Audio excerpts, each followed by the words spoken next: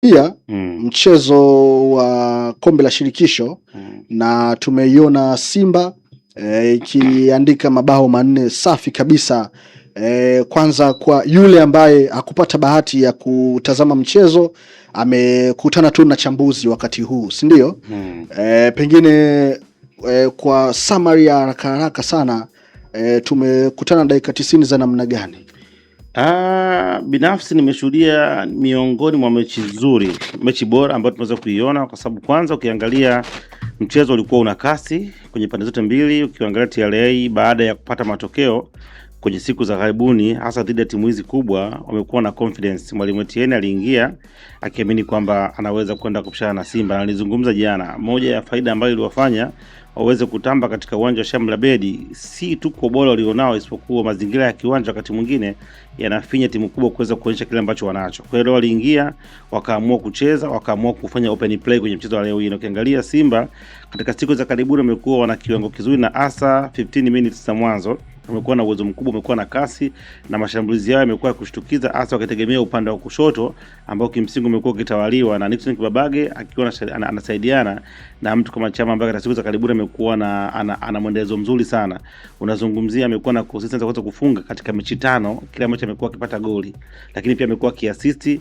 Kwa hiyo ni kitu ambacho kinamfanya aendelee kuwa miongoni mwa wachezaji ambao wakuogopa, na nilizungumza jana kwamba kama kuna kitu ambacho TRA anatakiwa kuzungumza au kukiangalia, kwanza kama hujaangalia Simba wamwangalie Chama, kwa sababu yeye lazima umtengenezee yani mpango mkakati binafsi kutokana na kile ambacho anacho, maarifa alionayo, akina uwezo wa kuweza kukaa katika maeneo sahihi. Kwa hiyo ilikuwa ni mechi ambayo Simba walianza wakiwa very aggressive, na within dakika 5 ya 6 tu wakaweza kusoga goli la kwanza, goli ambalo lilifanya TRA waanze kubadilisha plan na Simba kuendelea kupata confidence, na tukaweza kuona mpaka kwa mapumziko wakiwa na magoli mawili, huko wakiwa wamedominate sehemu kubwa ya mchezo na TRA wakishindwa kufurukuta na hata kutengeneza nafasi. Lakini pia mpango ambao Simba waliingia nao wa kuweza kudhibiti winga, kwa maana ya TRA mara nyingi walikuwa kushambulia kupitia katika upande wao wa kulia, wakategemea kutokana na kasi na nguvu ambazo wanakuwa kutumia Chobwedo, ambaye katika siku ya leo hii hakuweza kuwa na kitu. Lakini pia ukiangalia upande wao kushoto ambao walikuwa wanamtumia Nouma kama nisema kwanza kushambulia, naye pia waliweza kubanwa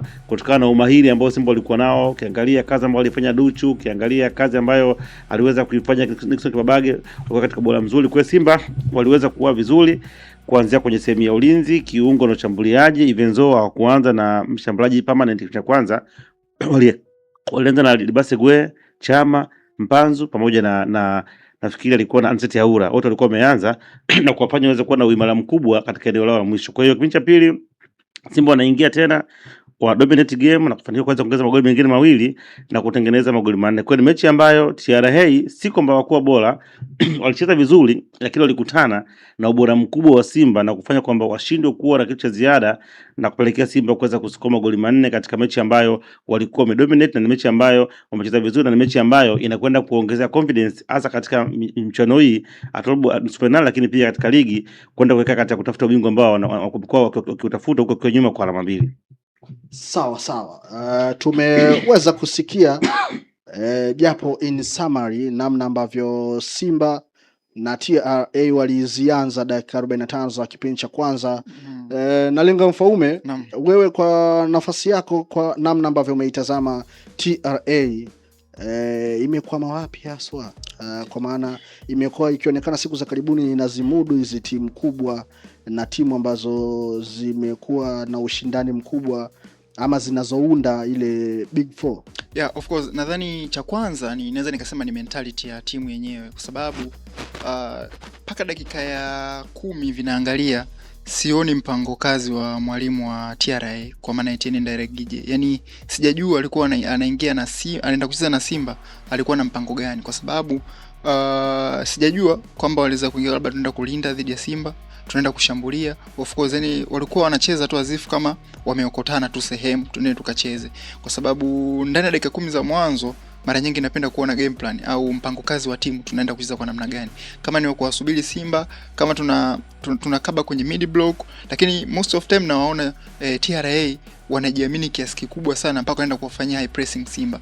Na hata ukiangalia mwanzoni unaona namna gani ambavyo Simba inawalazimu sasa wafanye build up kutokea chini na waweze kupiga pasi kutokea kwenye box lao. Na the way wanavyofanya hivyo Simba TRA unawaona wanaenda kupress. Sasa nikawa najiuliza kwamba Etienne anashindwa kuheshimu Simba au kwa sababu wamepata kiburi kwenye hizi mechi kadhaa ambazo wamecheza akajiamini kupitiliza, kwa maana kwamba anaweza hata akafanya high pressing. Kumbuka unapofanya high pressing it means kwamba timu yako yote inasogea juu. Ikishasogea juu kwa maana gani sasa? Unaweza kupoteza mipira au kaacha nafasi ambazo wachezaji wa Simba wanapenda. Wachezaji wa Simba of course wale wote wa mbele, Mpanzu, Chama, Gay na wachezaji wengine kina Oura, wote wale wachezaji wanapenda sana kukimbia. Yaani wakipata space watakimbia tu. Kwa hiyo ndani dakika 10 tu za mwanzo nikaona kwamba kocha wa TRA amewauza TRA, kwa maana mpango kazi wake kwangu mimi sikuuelewa. Of course unaweza ikawa ni mbinu kali au ni mbinu ambayo wametrain kwenye mazoezi vizuri, lakini sasa mpinzani wa namna gani,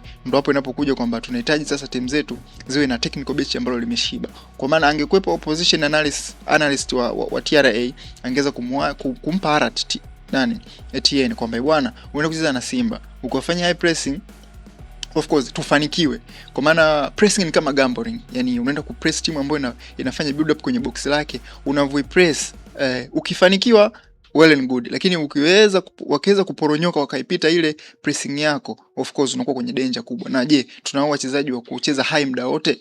Na of course TRA hapa katikati inaonekana ni timu nzuri sana, lakini quality yake ni wachezaji ambao for me naweza ni kawaida. Kwa mfano kuna Mapaka, kuna Mbaa, kina Chobwedo na wachezaji wengine. Of course ukiangalia historia yao huoni wamecheza wapi, lakini kwa upande wa Simba unaona kuna wachezaji ambao well experienced, unamwangalia mchezaji kama Roshan, unaona alikocheza kule kote.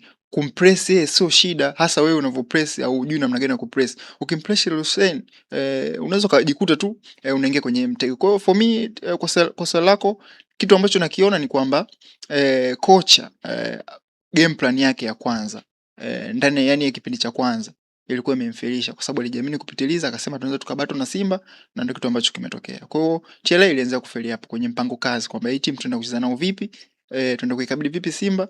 Of course walikuwa wako totally wrong. Sawa, walikuwa wako totally wrong, walikuwa wako nje ya game plan ambayo Nalinga Mfaume yeye alitarajia. Sasa asante kwa watazamaji 500 mpaka hivi sasa ambao mmetune in na kufuatilia kile ambacho tunakupatia. Asante sana kwa Khalid Juma, yeye anatuambia kutoka Sweden, hii Simba inatisha, timu zote zimecheza mpira mzuri. Shomari Athumani, nimekuona unasema, anasemaje Wilson Oruma, Simba hawajanunua? Mjomba Vuma ametucheki kupitia uwanja wa comment hapa, anasema raha ya kushinda magoli, timu itumie mbinu kufunga kwa tabu, sio hivi. Unaona kabisa beki na kipa wanajikaba makusudi ili waonekane wapo bize. Chobwedo ni mdobwedo, anacheza makilikili tu. Bwana huyo mjomba Vuma. Antumani Manzi ametuma emoji hapo. Emmanuel Msabe anasema jamani, Simba inakutana na nani? Sawa, majibu yote unayapata hapa, lakini kwa wakati huu naomba tumpe kijiti Mr. Dominic Salamba, Chief Nzobane. Chief, kwanza kabla ya kuendelea, wote hapa studio ndio tunatazamwa na mataifa hivi sasa. Kabisa. Nimeona mtu yuko Sweden.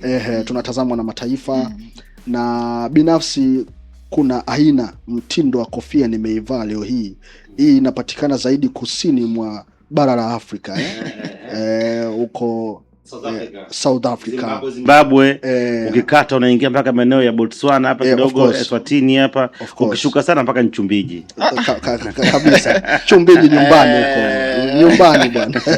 Sio, lakini nimeishi sana Mpumalanga. Mpumalanga unakata pale, ndio zinapatikana hizo. Unakata mpaka maeneo ya Pemba, Mweda kule, unashuka mpaka Maputo. Namna hiyo. Sasa Nalinga, na wewe una kofia. Hii kofia bwana asili yake maeneo ya German. Lakini kwa kuwa bwana Chief umetembea sana, hem tudokeze kidogo wakati tunaenda sasa kwenye swali la kimbinu. kofia yako na kofia ya Mfaume Nalinga hizi zinapatikana wapi hasa, mataifa yapi hasa? Ukiangalia kofia ya Nalinga hii unaipata maeneo ya Mississippi kule nchini Marekani. Ndio. Kule kuna eneo ambao wanalima sana mashamba makubwa ya mahindi wale. Namna kwa kule unakutana na wale wenyewe watu ambao wana mashamba makubwa, tunataka wale wanakuwa ni settlers. Ndio hapo kunakuta mtu yani anaweka 1000 eka 2000 ndio anapiga kofia yake, au sometimes anapiga zile cowboy na anakuwa anaingia shambani kufanya ukaguzi. Kwa hiyo ni kofia ambayo iko kule maeneo ya Mississippi kule nchini Marekani. Sawa. Na wewe ya kwako? Hii mimi yangu unaipata maeneo ya hapo katikati hapa. Kuna sehemu moja Ghuba ya Uajemi. Ukimwona chifu tu ana neno lake Ghuba ya Uajemi. Amaliza. Sawa, chifu, tumeshuhudia Simba bwana, kuna mtu ameuliza swali hapa. Mbona TRA? Naomba nitazamwe. Mimi ndo ninayeuliza hili swali. Nipo tayari kuwajibika. Niko tayari kuwajibika kwa hili swali ninalouliza. Nchi huru. Tuko kwenye tasnia huru. Uliza. Nimekutana na comments ambazo zinaeleza kwamba TRA kabla ya atakuwa TRA United ilikuwa Tabora. Hii timu mbona inapokutana na Simba inaweza ikakaza ikauma meno huko ilipotoka, lakini ikikutana na Simba kuna namna kama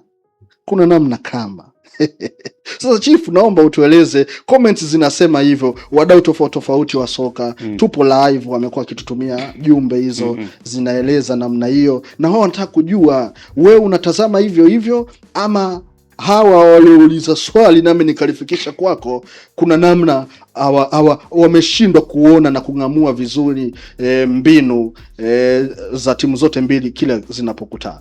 Nafikiri itakuwa ni hisia na ushabiki. Ukiangalia TRA sio timu kubwa. Sio timu ambayo unaweza ukasema pengine na inasumbua timu kubwa. So, ukiangalia wakati inakuja kwenye Tabora, nafikiri ilikuwa kwenye EF ilikuwa ni ipi? Ile ilikuwa ni Tabora, ilikuwa Tabora. Tabora United. Huko nyuma kama kuna Singida fulani ilikuwa kwenye ikaenda ikaja. Nakumbuka kuna ile Singida kama ilipasuka hivi na ihefu hivi. Kitayose ndio Kitayose. Tabora ndio Kitayose. Hapa katika kuna timu kaundwa. Kwa hiyo unakuta kwamba Tabora haijai kuwa timu tishio. Whether kwa Simba, kwa Yanga, hata na Azam. Lakini siku za karibuni wamejitafutia umaarufu au wamepata umaarufu kutokana na kwamba wamekuwa at least wana uwezo wa kusajili.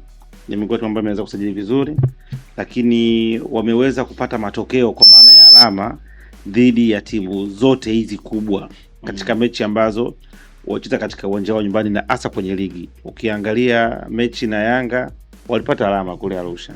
Sahihi. Mechi na Simba walipata alama kule Arusha. Sahihi. Mechi ya Azam walipata alama 3 kule. Kwa ukiangalia katika msimu mmoja unaweza kupata alama 5 dhidi ya alama 9 dhidi ya timu kubwa, maana yake tayari watu wataanza kukuzungumzia. Hii kwa sababu kimewasaidia, lakini nilikuwa nazungumza jana siku nikamwambia kwamba hata nilikwambia kwamba kupata alama katika uwanja ambao hauna ubora dhidi ya timu kubwa, ukiwa una discipline unaweza kupata alama, lakini ngumu kuipata hiyo alama dhidi ya timu kubwa katika uwanja ambao unaruhusu flow ya mpira, kwa sababu katika uwanja ambao unakuwa hauna ubora kuna vitu huwezi kuviona. Ile pasi ambayo ampiga Nixon Kibabage kwenda kwa Chama, uwanja ambao hauna ubora wakati mwingine haifiki katika ile level ambayo alikuwa anataka kufika, na pengine hata alivyoipiga angeweza kupiga kwenye nyasi au hata akaikosa. Kwa hiyo kuna vitu vinakosekana kwenye uwanja ambao unakuwa umekosa ubora at least wa 90%, kwa maana ile pitch wise kuweza kuele flat, lakini nyasi na vitu vingine. Kwa hiyo ukienda katika uwanja ambao ni wa kawaida, maana kuna baadhi ya vitu hautaviona. Kitu pekee ambacho utakwenda kukiona ni ile matumizi makubwa ya nguvu na kasi ndio atakuwa anaonekana, lakini eneo la ufundi na vitu vya ziada hauwezi kuviona. Kwa hiyo ukiwa una uvumilivu mkubwa katika maeneo yote, ni rahisi kuweza kungamua alama moja. Na ndio ukiangalia Akupata ushindi dhidi ya Simba alipata alama, akupata ushindi dhidi ya Yanga akapata alama. Lakini ukija katika uwanja kama wa Azam Complex, KMC, viwanja ambavyo vinaruhusu flow, au Benjamin Mkapa au Shamba Bibi, hasa pale tunahama kwenye matumizi ya nguvu, tunaingia kwenye mbinu za mwalimu na ubora. Nilikwambia jana kwamba hapo ndipo utakwenda kuona wana huo ubora ambao watu wamekuwa wakiwazungumzia na umeweza kuona ni tofauti kubwa. Yaani ukiangalia Simba leo na TRA zilikuwa ni timu mbili tofauti. Simba ana ubora wa juu sana, lakini aliathirika na mazingira ya kiwanja cha Sheikh Amri Abedi, ndio maana akapata sana. Ukiangalia hata katika hiyo ligi kule alitoa sare, huko alikuja afikiri alifunga goli 3. Kwa hiyo ni timu ambayo inaweza kufanya vizuri katika mazingira ambayo sio rafiki kiuchezaji. Kwa hiyo bado si timu ya kuogopwa.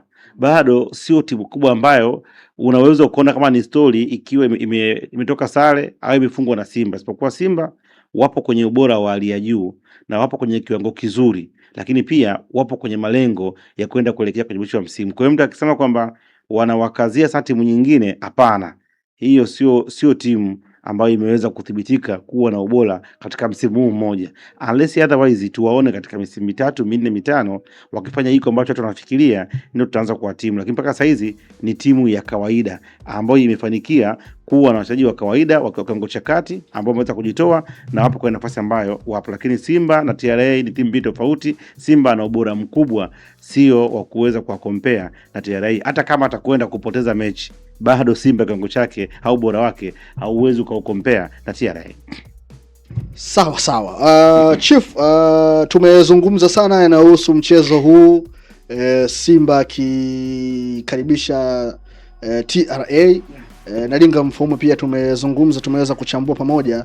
Sasa naona hapa ndugu yako Mjomba Vuma anasema huku Mlandizi tunaipata Salamba TV vizuri kabisa, mmetisha sana. Mjomba Vuma bwana, Mjomba Vuma, changamoto ambayo kwa mimi ninavyomfahamu Mjomba Vuma jitu la mahaba, ndio hicho.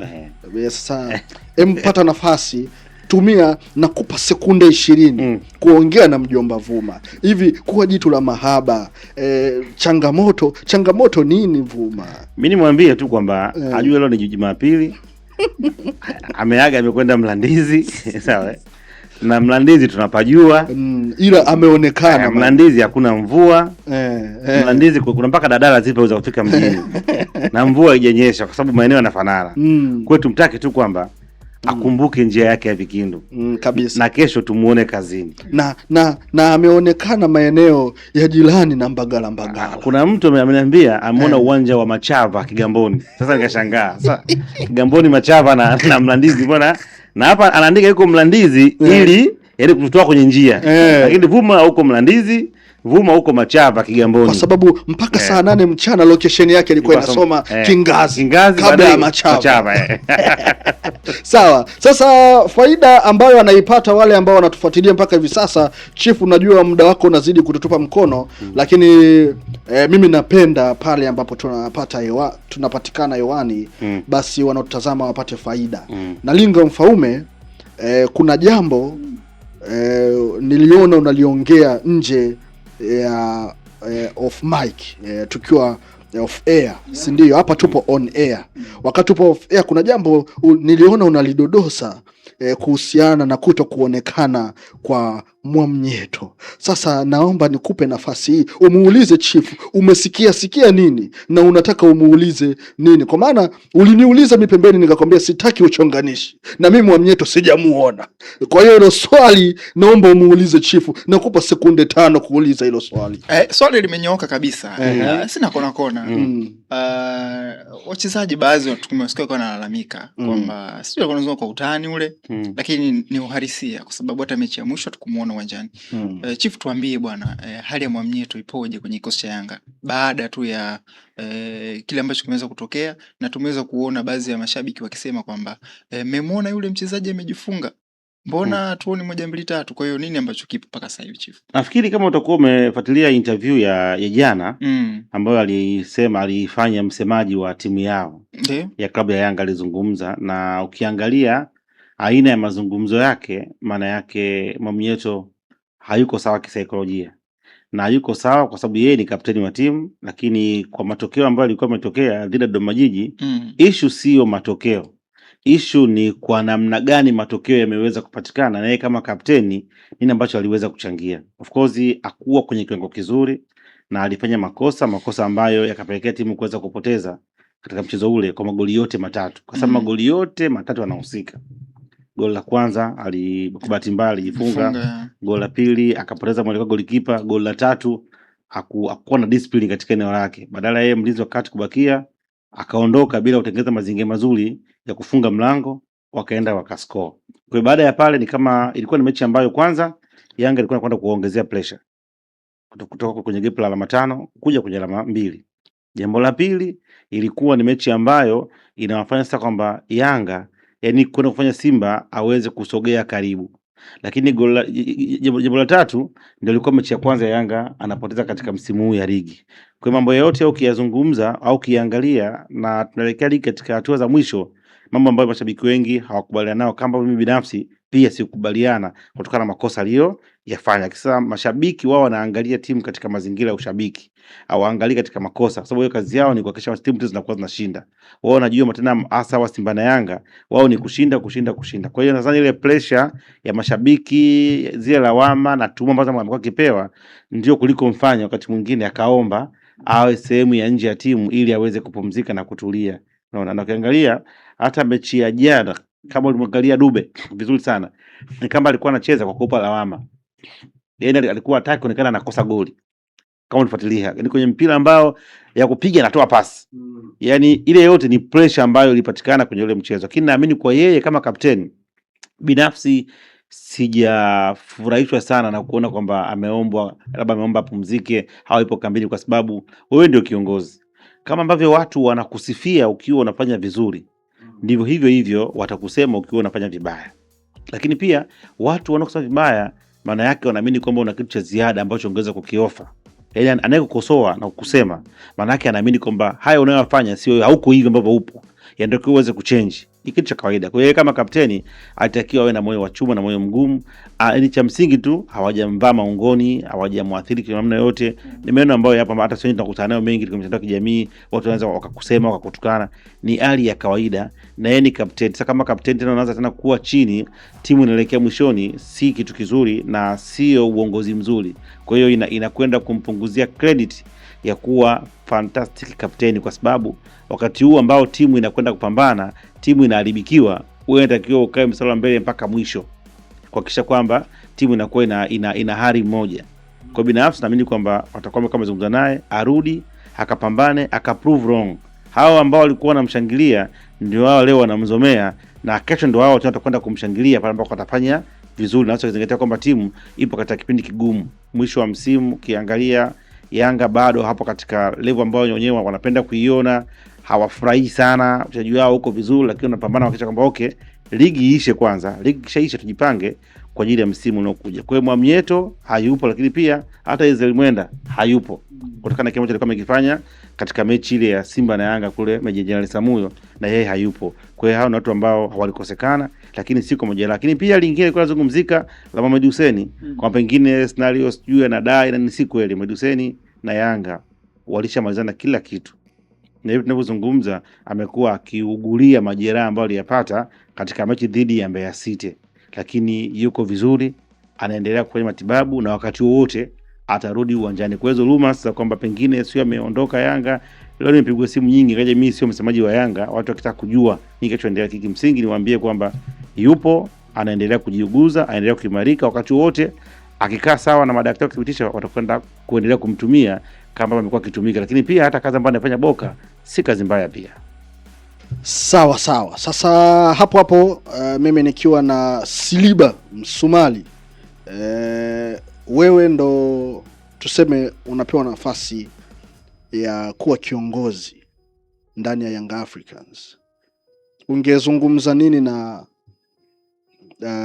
Djigui Diarra? Awaombe mashabiki msamaha kwa kile kilichotokea, ama ungelimaliza kimya kama ambavyo tunaona linaendelea kuendelea kimya?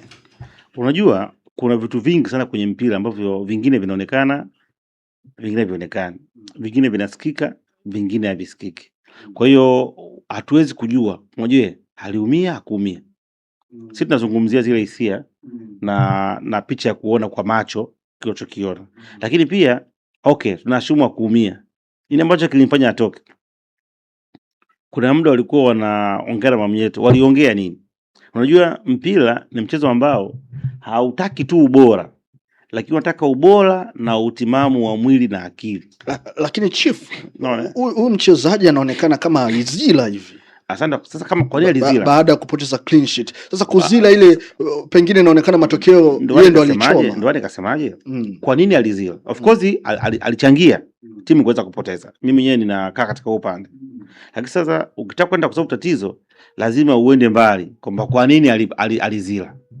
Okay, now tumekuwa tukiona wachezaji wa Yanga kama Israeli Mwenda baada ya kuchoma kwenye mechi ya dabi, baada ya mechi tu alitoa ujumbe wa kuomba radhi.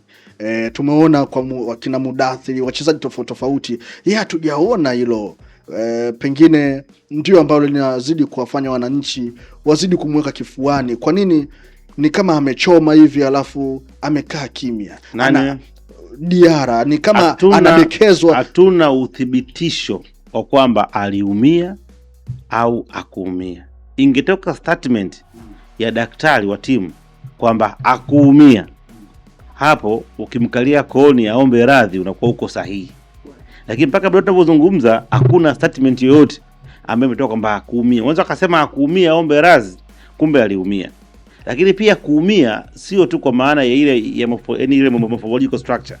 Kuumia hata kihisia. Ndio kwamba mchezo ambao inatakiwa uwe fiti kiakili, kimwili na kihisia ndio uweze kucheza. Yaani uwe na hamu ya kutaka mchezo. Unafahamu? Hamu ikipotea ni bora hata mwenye majeruhi anaweza akacheza kuliko ambao ana majeruhi lakini hauna hamu ya kucheza. Unaelewa? Kwa sababu ni mchezo ambao unataka utayari. Yaani ufanye vitu ambavyo wakati mwingine vya kujitoa. Uruke beyond ya uwezo wako. Upeleke mguu eneo ambalo uliweza ukavunja mguu. Yaani mchezo ambao unataka sasa kujitoa zaidi. Yaani uwe umeamua kucheza. Hasa kama unaona kwamba ile shauku ya kucheza haipo, ni bora uwapishe ambao wenye uwezo wa kuweza kucheza. Sio, unaelewa? Kwa hiyo sasa tungekuwa tumelipata hilo, ingekuwa jambo la msingi. Mpaka sasa tujajua kwamba ni kweli aliumia au akuumia. Lakini mimi binafsi tu ni seme kwamba kuna haja pia ya kuzungumza naye, hasa hasira. Amekuwa na hasira ambazo zinakuwa zinapitiliza. Kila kitu kibadilike kina kiasi. Kila kitu. Yaani hautakiwi uweze kureact mpaka ipitilize. Hapana. Tuliona kwa mechi moja itolewa ile mpaka wakamtoa nje. Binafsi haikuwa sawa. Kama na yeye ilikuwa ndio la style hiyo, pia itakuwa sio sawa. Kwa lazima ifike tu watu tuna kiasi. Kama unalalamika, unaumia, lakini mambo mengine lazima yaende. Lakini naamini kwamba ni mtu ambaye amekuwa na mapenzi makubwa na klabu ya Yanga na amewasaidia kwa sehemu kubwa sana. Unajua ukiona mtu anazila kwa sababu ya kufungwa, usimchukulie negative. Manake apendi kuona pana vitu vinaharibika. Unanifahamu? Ukiona mtu apendi kupoteza clean sheet, maana hiyo ndio mtu wa kumpenda sasa. Sababu hataki ujinga, hataki timu ifungwe. Hasa tu namna tukaweza kwenda kummonitor na kuweza kuzungumza naye ili asiweze kuathiri kwa namna moja nyingine matakwa au misingi au ile atmosphere kwa maana ya wachezaji pamoja na klabu kwa jumla yake, lakini pia aweze kuisaidia timu. Sawa. Chief, muda wako kuendelea kuwa nasi hapa umefika on the spot. Tunasema net. Umefika pale ambapo unatakiwa kuwa. Mimi nikushukuru sana kwa muda wote ambao tumekuwa pamoja. Comments zipo ambazo zinakuhitaji. Zipo comments ambazo zinakuhitaji. Lakini sitaki kukubana nazo. Kuna huyu hapa William Moleli anasema, Salamba ushawahi kufika huko panapouzwa hizo kofia? wewe Willy wewe. Huyu Dickson Simanuele anasema anaitwa Munyumba kutoka Mozambiki. Yeye ametoa maoni yake hapo. Anasema mbona siwaelewi. Safi kabisa. John Sindeyo anasema good kabisa John Sindeyo. Khalid Juma anasema napenda kukusikiliza sana Salamba, uko sawa kutoka Sweden. Asante sana Mr. Khalid Juma, zimefika. Juma Ramadhani anasema Simba versus TRA.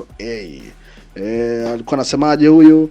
Tuko vizuri mjomba Vuma, na cheka na kenua tu mjomba Vuma. Nalinga Mfaume, tumekuwa na wakati mzuri.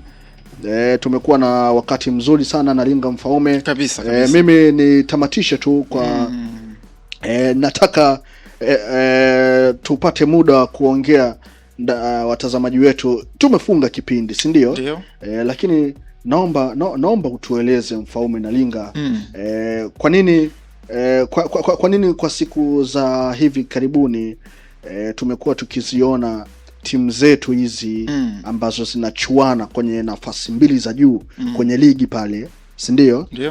Tumekuwa tukiziona ni kama zikikutana zinatoshana ubavu, lakini kila mmoja akiwa anacheza mechi zake kuna mmoja anaonekana kama fomu ipo juu ya mwenzie. Ni dalili dhahiri shahidi kwamba kuna mmoja pumzi imeshakata, ama wewe kwa jicho lako sasa lile la kitekniko nini hasa unakiona? Of course kwenye mechi za derby wakubwa wanasema kwamba ni hazinaga mwenyewe.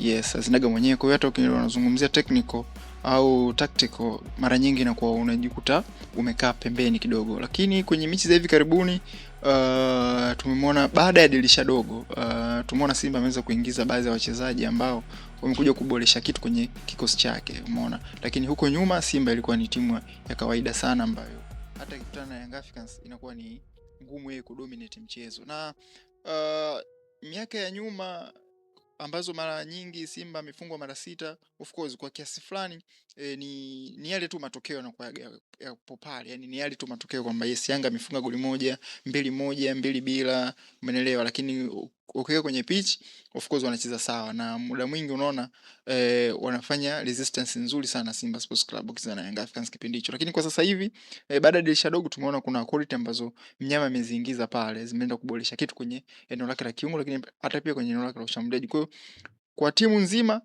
huwa inacheza vizuri sana baada ya dirisha dogo, na ndio maana unataka angalia mechi zote ambazo Simba amecheza na Yanga baada ya dirisha dogo, unaona namna gani ambavyo Yanga amekuwa na struggle. Na hata ukienda kwenye mechi za labda Simba na timu nyingine, Yanga na timu nyingine, pia tunaona namna gani ambavyo Simba sometimes huwa anacheza vizuri, sometimes acheze vizuri. Ni kwa sababu gani? Timu imekuja dirisha dogo.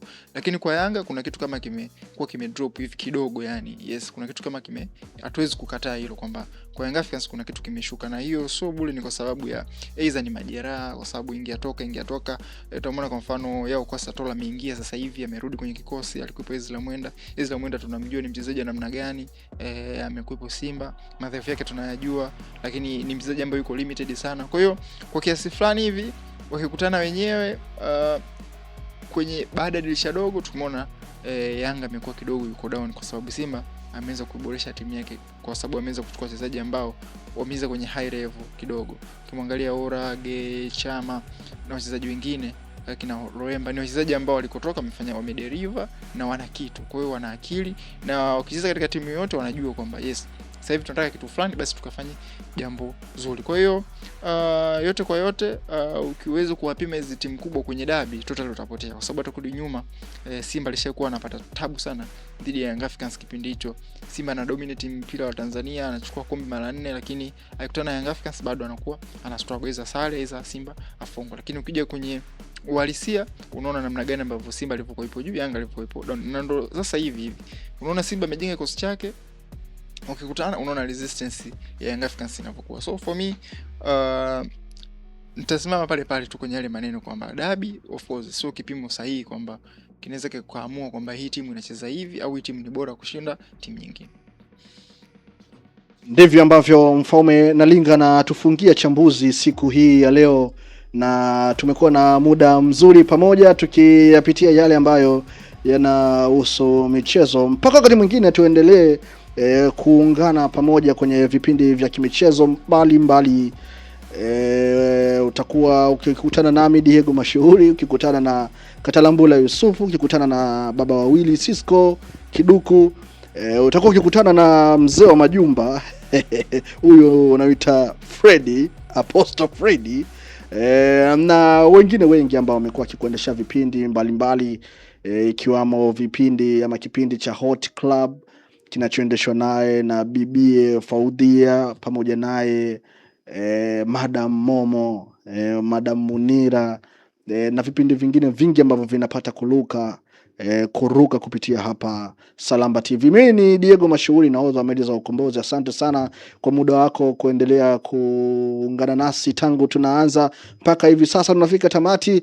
Usikose kufuatilia vipindi vyetu vingine vinavyozidi kuendelea kupitia Salamba TV na platform zetu mbalimbali za kidigitali kupitia Twitter, Instagram, Facebook na TikTok. Huko kote tunapatikana, alkadhalika hapa YouTube. Asante sana.